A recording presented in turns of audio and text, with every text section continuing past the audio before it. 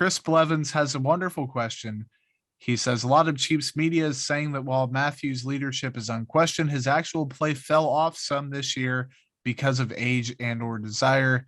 What specifically on the field, the tape, did he not do as well as in the past? I got a laundry list, man. He suffered multiple injuries this season, hand, quad, knee, concussion throughout the year. He wasn't spending as much time in the slot as he did like in 2019 when he was not exclusively, but he was playing there a lot. He claimed, I remember on Twitter a few times, that teams weren't throwing his way or giving him opportunities to make plays. I think that plays into it. His tackling effort was very inconsistent. He was making business decisions all year. I'm not saying that you can't make a business decision, but he was doing it. He didn't look noticeably slower, I don't think, on the field. Like athletically, he hasn't regressed a ton. But for one reason or another, the production did slip. The effort did slip on tackles, and I completely get, because I'm covering my ass here. I'm not having a Chiefs player come after me on Twitter, because that's happened to another SI Chiefs person for questioning their effort. I'm not doing that. I'm saying there's a reason behind why Tyrann Mathieu struggled relative to what people have grown to expect. Was he still good? Absolutely. He's still a good player. And he could be elite next season. I don't know if the injuries played more of a toll than people think.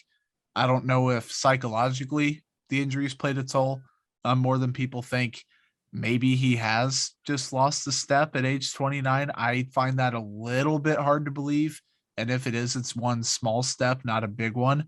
I don't think there are people out there that act like he's completely washed. I don't think that's even close to the truth. There are also people out there that completely ignore it and say he was just as good this year as he was in years past. I also don't think that's true. I think he was worse. There were multiple reasons why. And for whatever reason, his market could be a little bit deflated. I'm going to have an article about that coming up on Tuesday morning, probably. The Rappaport wording was really, really weird. I don't know how the NFL views Tyrann Mathieu, but he definitely wasn't quite as good in 2021 as he was in 2020, and definitely not as good as he was in 2019. Yeah, I think part of what you said there is where I was going to be heading with this answer. So I think the injuries definitely played a part of it. When he injured his shoulder or his hand, or when he had a concussion or whatever it was, it made him more hesitant, it seemed like, out there. And that's not good when you're going to try to tackle somebody and you're being hesitant, because you're going to either get blown up again or the guy's just going to blow right by you. So I think that Mathieu did have an issue with some injuries, and that limited him with his effort as well. So I think that those two kind of went hand in hand. And like you were saying with the Rappaport thing, if it is true that he's only getting double digits, which would be like what, $10 million? That's like the $10 million is the, lowest double digit, I guess you could say. Some people were thinking he could get up to 16, 17, 18 possibly. And I don't think that's going to be the case. So if the Chiefs could get him back at 10 million, I think that's a possibility. I think that would be something the Chiefs could go after. And if he's okay with it, I think he wants to come back. So maybe they could work it out. He hits free agency. Nobody's offering him 15 million, nobody's offering him 14 million. And the Chiefs are like, hey dude, we got you for 10.5. We got you for 11. Maybe it happens. I don't know. If the number's under 16, I don't see a huge problem with it.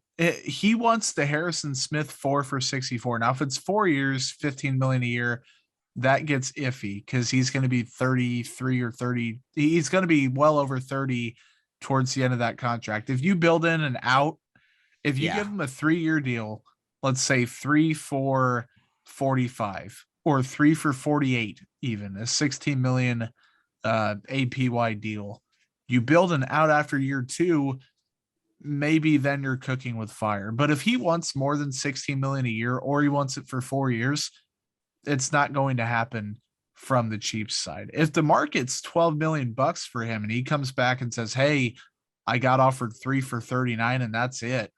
The Chiefs need to hand him a blank check and say, you can ask for anything at that or below, and Yeah. we'll say yes. He's Or that good of a player still where he will be worth that. I'm not saying I'm anti Tyrann Mathieu. I'm pro Tyrann Mathieu. He's one heck of a player. He's a great leader.